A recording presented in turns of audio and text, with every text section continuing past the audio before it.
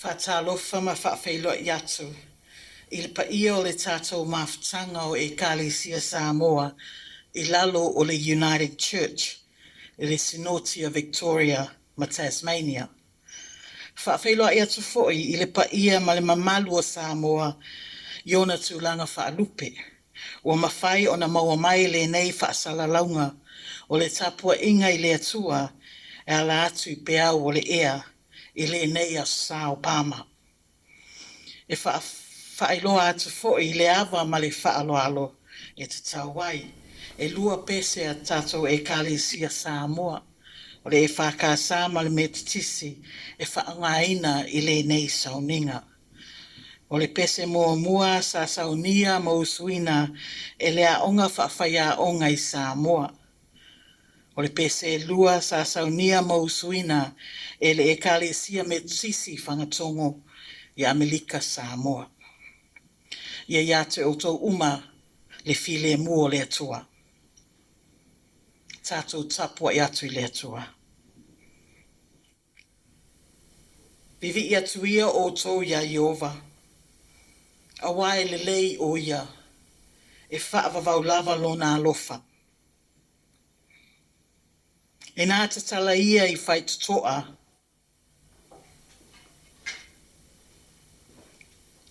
Ma ave ofu. Masala mai ni lau pama. Ma la lao la au. E teu te wai le ala. E a fio atu wai le ali. Tātou te talo. O sana i le alo tā vita. Ia manuia le a fio mai i le suafo le alii. O sana i mea au pito i lunga. A fio mai oe le anganga pe iai. Ia whapa ia ma whamanuia le tapua inga lau whanau. E a watuai le atua le vi inga, le whamanu ma le whaanetanga, i le anganga a atoa ma le whaamaoni. Amene. Whaftai i le atua le tato besa.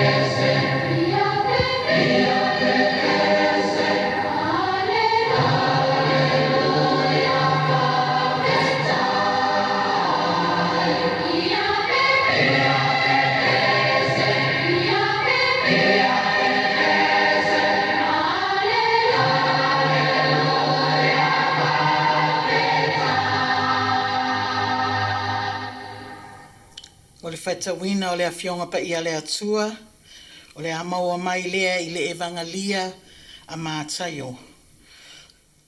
Ma tā upu e luas fulu ma le tasi, a mata o na whaitau mai le whai upu mua sa i whaangata i le whai upu se fulu ma le tasi. Whaafonga mai a. Ua lata i la atou Yerusalema. Ua o i Petfake i le maunga o Olive. Ona awina atu ai lea e Yesu o na soo e to lua. Ua whape atu ia te i la ua. Lua teo atu i le ai ua lua manai o lua. Ona i loa atu lea e o lua o le asini ua nonoa. Malana tama foi ua whaatasi maia. Lua te talaina i le tai mai a te au. A whai foi e whai atu se tasi se upu ia te o lua. Ia lua whai atu e manao i ai lea li. Ona tuu mai loa lea e ia. Ua o nei mea uma ina ia whaataunu uina le upu le perofeta. Ua whaapea mai, ia outou whai atu i tama whawhine o Siona, whaauta o lo awhio mai a te outou le tupu. Ua anga malu o ia, o lo tie i le asini, o le tama asini foi. Ona o ai lea o ona soo, ua whaia foi e la ua pei ona whetalai atuai Yesu ia te la ua. Ua lata tala ina mai le asini ma le tamai asini. Ua whae ia i lato o lato ofu, ma wha tie ai o ia. O le toatelo le motu o tangata ua fofola o lato ofu i le ala. O nisi foi ua lato sala i la lao la au, ma fola si ai le ala. O le motu o tangata ua mua, ma ua muli, ua alalanga i lato ua whaapea. O sana i le alo tā vita. Ia manuia le afio mai i le suafo le ali. O sana i mea au pito i lunga. Ua o ia Yerusalema. Ona vevesi ai lea o le ai uma ua whaapea ane. O ai ea le nei. Ona whaapea atu ai lea o le motu o tangata. O Yesu le nei le perofeta. Mai Nasareta i Galilaya. Ia whamanuia mai le atua le whaitawina o le awhionga le atua. Amen.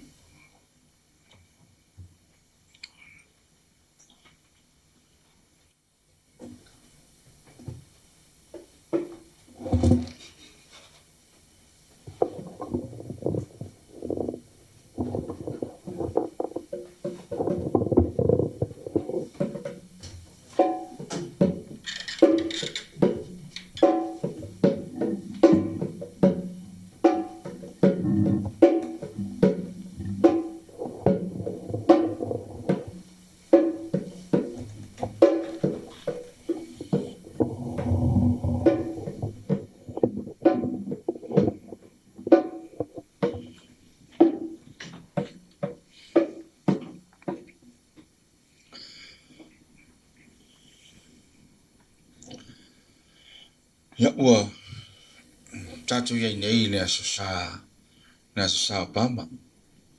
O le amatanga foi nei o le vai aso le ta ua tatou o le vai aso pa ia.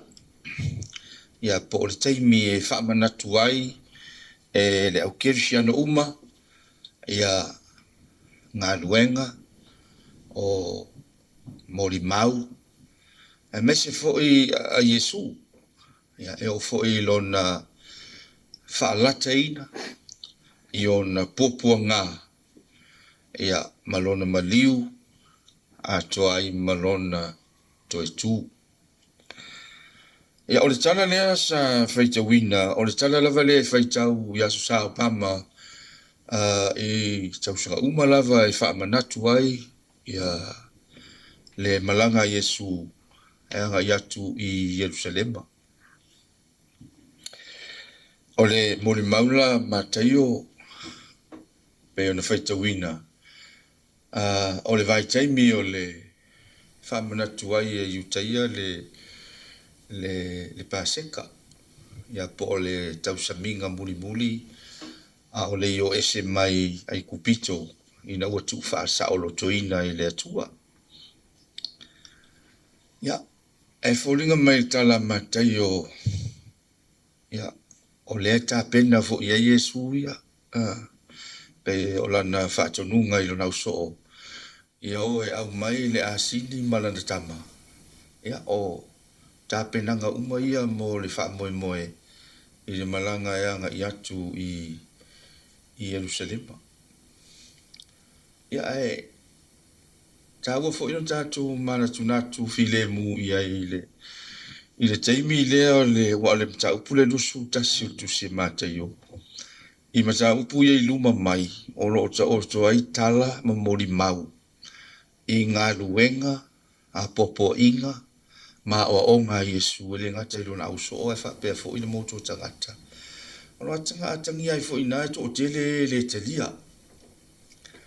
O le ala o tato ia i le taimi fo le whai mai ua anga i atu i taimi o le paseka. Ai o le langona o e pule pe o le pulenga i le maru maru.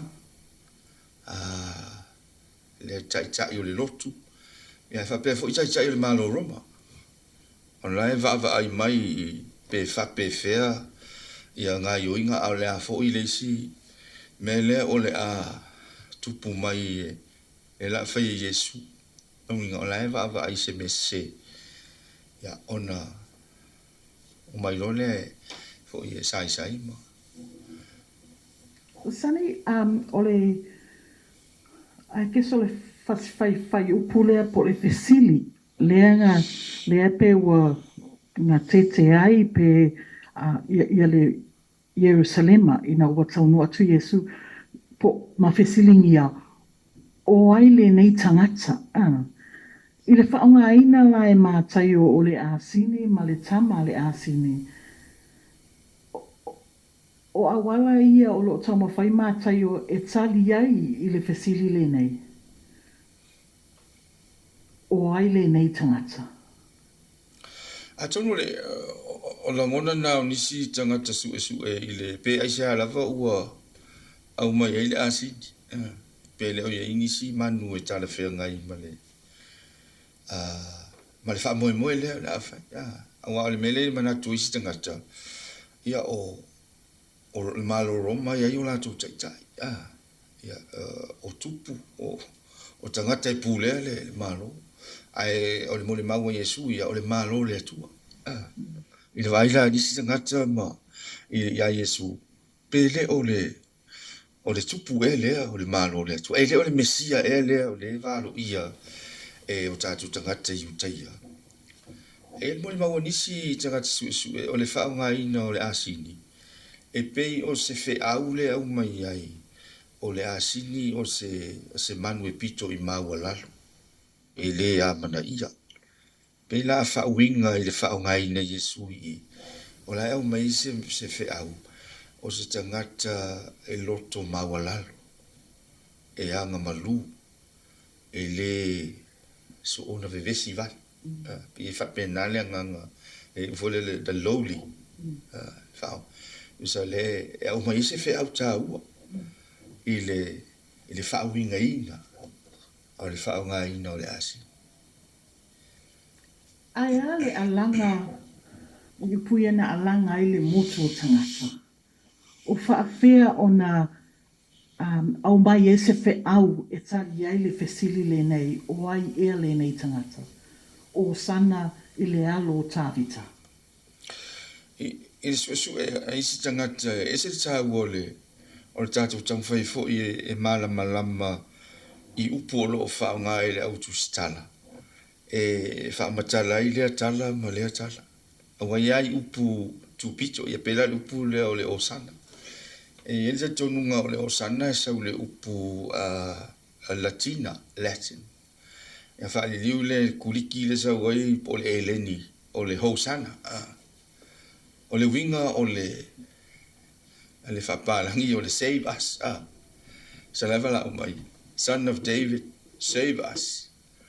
Ia, a wala au le housana, e pe fōringa mai o lae, e vivi i ma whawhitai ma tāpua. A tonu e whapene, pe e lua winga o le. Ai o le winga le roto a ia. Save us.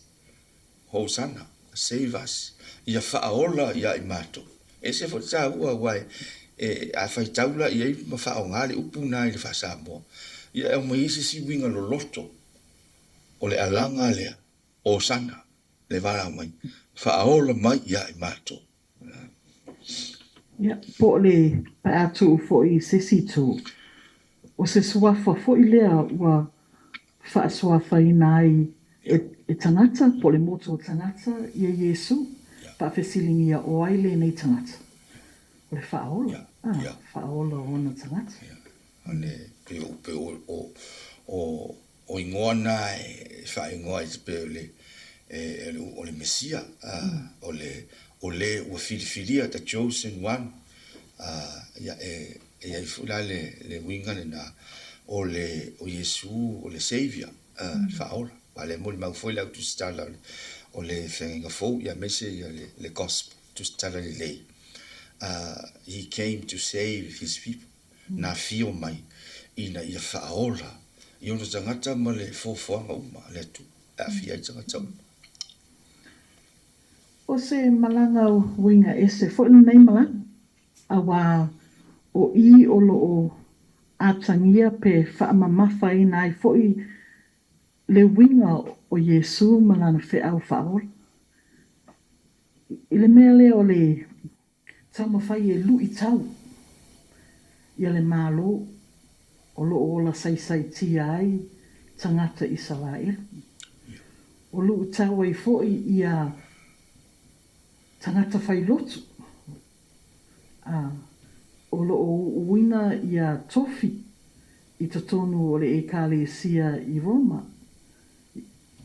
Awa o I lea o Yesu o le tangata Iutaia.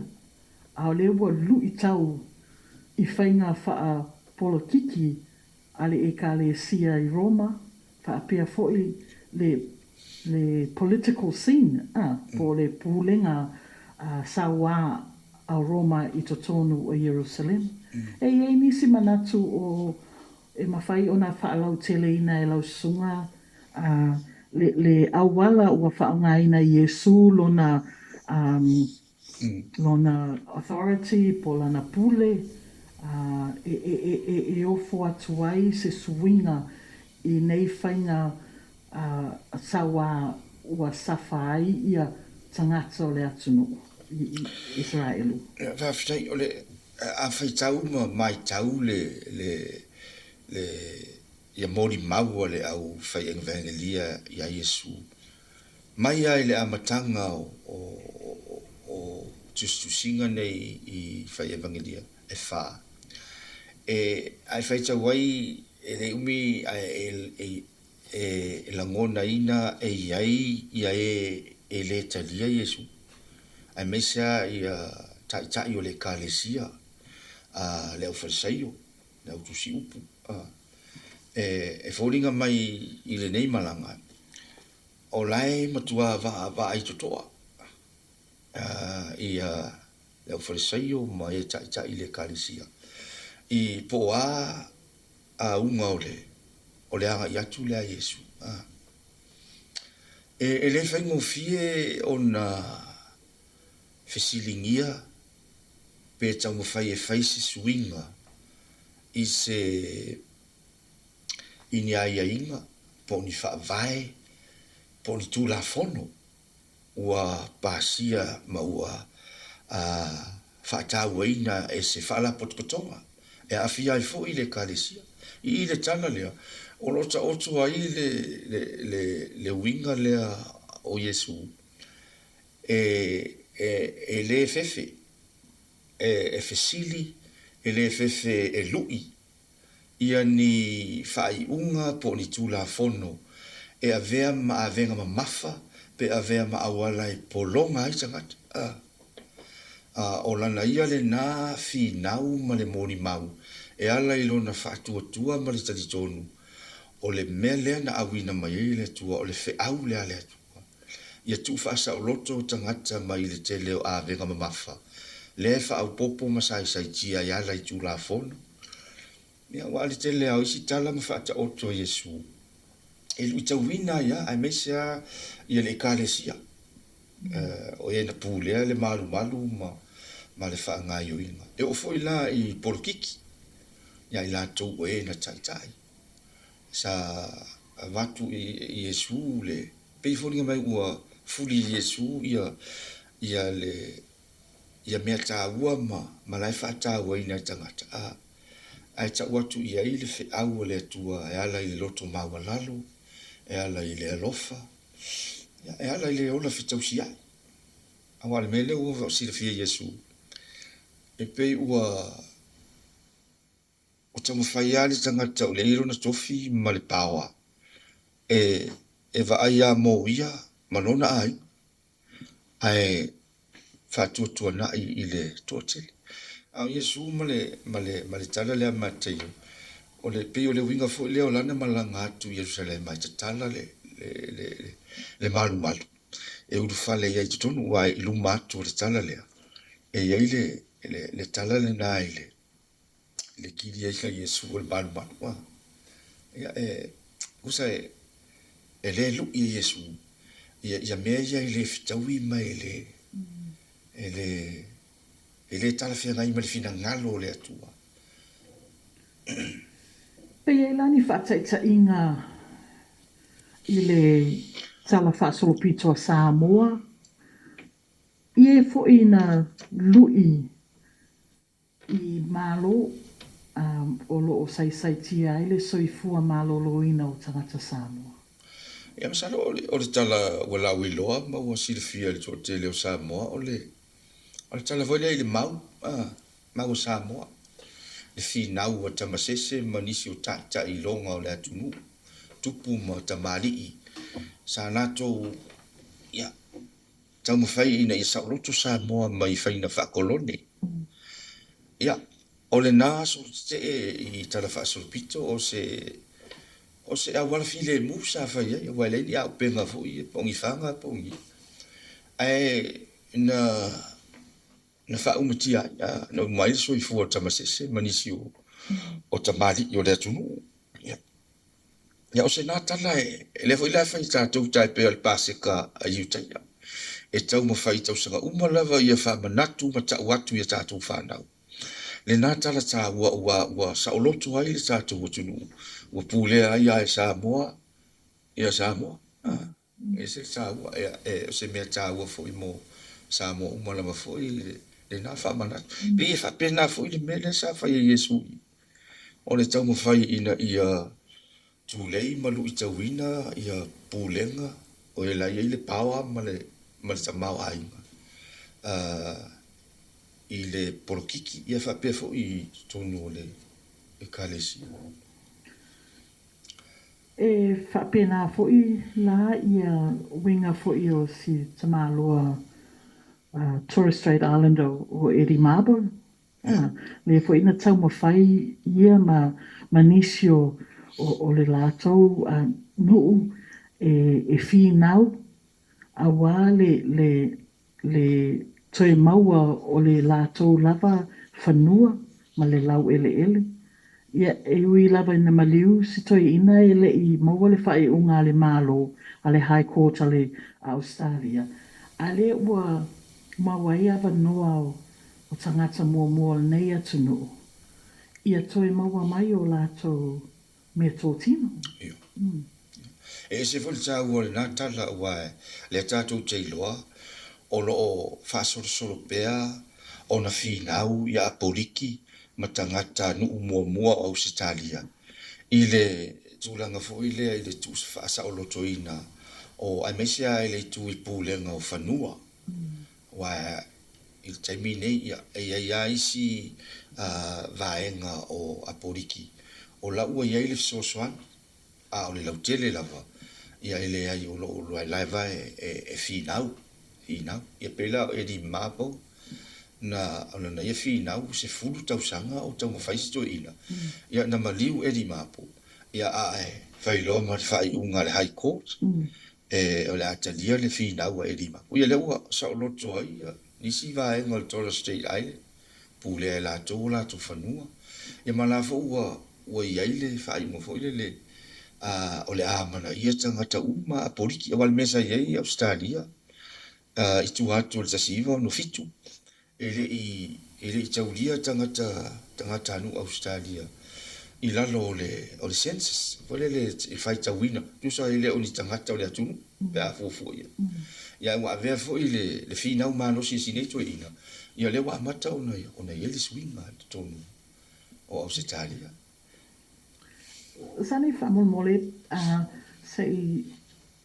tali mai a le fesili a le moto tangata a Jerusalema i le taimi le ua vevesi ai una ulu whale atu Jesu. O ai ea le nei tangata. O ai le nei tangata ua vevesi ai le nei a ai. O le wasa o le upu vevesi a wale whapalangina i le whali unga matei o le tue moyo. Ai i le suesuenga nisi o le usuesue i a matei o whape o le upulu na vevesi. E ailona whauinga ina i le upu le ni le nae whaali liu le tue moyo. O lona winga foi o le mafui. Usa o se mea foi le o se matangi wangi malos. Malulu ina ai le mai ele swinga o si o manga. Ia me se foi le o langa o tangata. Le foi lai whamata le mate yo le saulea Yesu Yerusalema. Ua lulu ina ai le. Ia le pulema al malo. Ia mai foi tai i le kalesia. I le taita whaitau i a mate yo malana mori mau. Pe o le ua wha ato ai mātai o le ua tue wha manatu atu e mātai o le mesia lea tātou te talo ma wha tali ai lea ua taunu mai e ana ia Yesu Keriso o le mesia e wha au ngā le losi o le alofa o le atua e a o atu ai ma fesoasoani atu ai ma lavea i atu ai ma wha aola atu ai ie o puapua ngati ma tau mawhai ina ia pārengi leo laka. E le whapea o le a te lelta mau a inga e maua e le marosi ma le pawa. Ia ai a whai ina le tōtele. A le tau mawhai Yesu le ai. Na whai ai le atua tangata uma i rona whaatusa. O le alofa ia ma le ola whetausia. A te tonu o le fina ngalo fo ile na o le atua. Le ua whaali tino mai Yesu e ala i a te ia. Ela fo ia na o. Ya. Ia le alofa maleanga le tua mawhai ona. Ma ole nei ava no tātou te whetuwha i ai. E ala i lana fionga pa ia. Ia, ma ia tu maupe ia te ia le vi inga e. I nei o ili whaavavau la. Amen. Amen. Ia, ole a tātou te talo. Le tualo mātou ta mā, o e lava o le atua o le na whaia mea uma lava i a mātou ngofi, i ona tausanga. O e o le atua le alofa ma le alofa muti vale. Le alofa lea na e fio mai ai ala ia Yesu lo wale pele lo mātou wali whaola. Ia mā o mai ala o lo fina ngalo mo i mātou. O mātou iai le nei vai tau whaingata i le lalolangi atoa. Ona o se wha i pesi mai coronavirus. E taipei o se matangi wangi malosi mātou te lewa ai i ai. Ai mātou te wa ia le a whaetia ma le te leo soifua ma a inga ma si o manga o a whaina ai. To te leo mali liu o lo wha au pea le pipesi. Ia ma ua tele na motu si ai ma futanga ma ua toe iai swinga e tele i tonu a inga, tonu ngā luenga, tonu a onga whanau. So inga e fwoi le soifua ma le ola tapua i a te oe. O le mātou te talo le tua e pe lava o na mori mau Yesu e te letu ua i mātou e te mafuta ma e awai i mātou i so se mea. I eilo alofa malawanga le le i ai lātou o lo mafatia ma ti ngā ina. Ia ilo wanga le ia ina tau e wa mali liu ai meise ina tau o lo tangitu. O ia ile loto wha vau vau, o ia ile wha nonoa. Wha maise ma wha mawhana whana e lo wanga. Po ia ma wha manuia lau wha nau, e meise le ngā luenga whai lau e kālesia. E ui aina mātou le mafuta, e wha manatu, lo maliu ma lo toi tū. Ma whatu wha i fo i ala i le wha manatunga. Ai mātou te talitonu le atua e te le tu la fo ina i mātou. Wha manuia le nea tunu ua mātou whai mālo ai. Ia e meise si o mātou watu nu pele o Samoa. Wha manuia taitai o mālo taitasi ma ngā luenga whaia. Ia wale manuia lau tele o tangata e meise le si o manga. Olo o mātou wola ai. Tātou ma oe le nei aso, a meise le nei vai aso pa ia ma o na Sauniga uma. Ia mana mea uma i le whaatasi mai o lo wanganga. Na mātou te talo lea, wa ole ma wala au atuai ala i suafapele o Yesu, o le na o au mai le te talo, lo mātou ta mai o le langa. E pa ia lo suafa, ia o mai lo malo, fa ia lo fina ngalo i lalo langi i pe o le whaia le langa. Fo ai mai ate i mātou le aso nei i mātou mea ai i te tau mai aso. E wha mangalo i ate i mātou i a mātou ngasala. Pe yo i mātou fo i o na mātou wha mangalo i nātou i e wanga le anga mai i ate i mātou. Au fo i te ina i mātou le wha aso songa. E la vea i a i mātou ai le anga. Au ai o le mālo ma le mana, a toa ma le vi inga e wha wavaulanga. Amen. Ia o le tātou whaiu le Sauniga i le pese. Sa saunia le kālesia mestisi whakatongo, Amerika Samoa.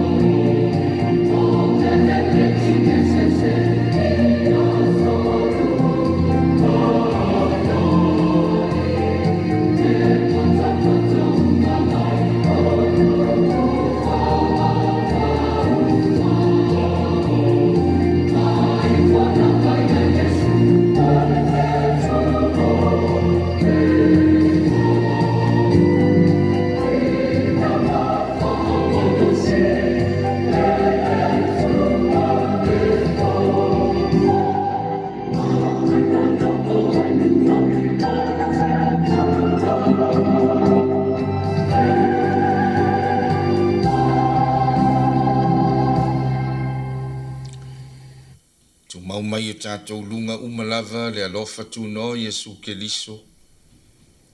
Le anga le lei fai peo le atua lo tātou matai. Le mafutanga ma le anganga pa ia, nei se i o i le whaavavau lava. Amen.